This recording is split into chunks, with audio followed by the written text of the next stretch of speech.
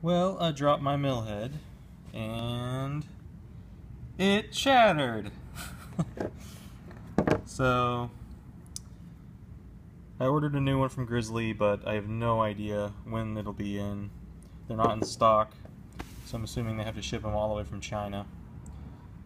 And really sucks, because I was getting really close to being able to machine some knives.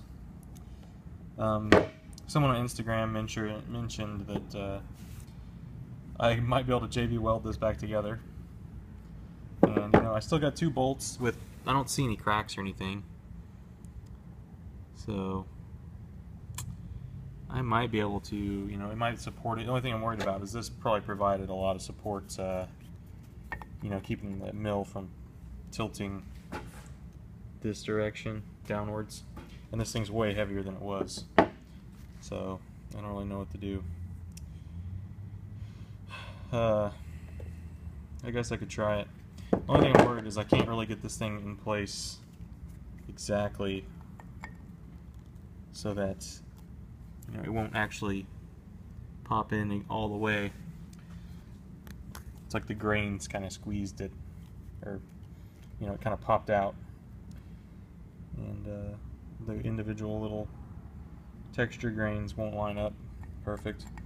And then this face wouldn't be flat, which would kind of you know, not really be worth it at that point. I don't know.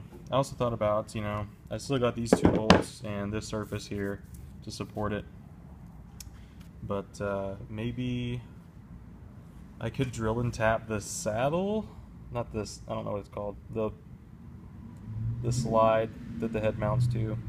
Drill and tap it up top, and drill and tap this up top. Put some real thick flat metal supporting things. I mean, I never need to tilt the head of the machine, so it could provide a lot of support that way, because this is way higher, you know, it's going to have a lot of leverage. But, yeah, pretty much sucks. I thought about having one custom made also, which would be, you know, pretty good, but I looked at the cost of just the metal, and it's more than the head cost. I mean, the head was $180 with shipping, $190 with shipping, I think. So that's pretty cheap, cheaper than I thought it was going to be. But yeah, I guess if I did have one custom made, I could have it to where the spindle was, you know, 2 inches out, like I have a extension on it, but not. And it would all be one solid block of either cast iron or steel, which would make it nice and heavy and strong. Probably not as heavy as this one, because this one's full of lead, but still. Yeah. Stupid epoxy didn't cure at all. Worthless. I hate that Bondo epoxy. You got it at Home Depot. It's cheap. It's like $13 a quart, but it's terrible. So there is a reason, I guess, people use West System epoxy instead of that stuff. It's just unpredictable as heck. I poured a couple things and they cured fine, but they shrunk massively because they had too much hardener in there and it was really hot out. So, I mean, I put the right amount of hardener in, but it cured way fast. And then, so to compensate for that, I did a 4-ounce pour, which should be 5 drops of hardener, and I put in 4, assuming that the temperature that was 90-something degrees would eventually cure it, and it completely didn't cure at all. It's just terrible. So that's the reason why this happened, pretty much.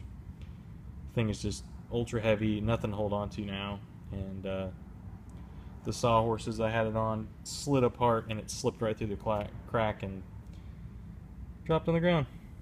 So yeah, little update there. It's gonna delay me probably a couple months on the knives, which is terrible, because I got people emailing me constantly.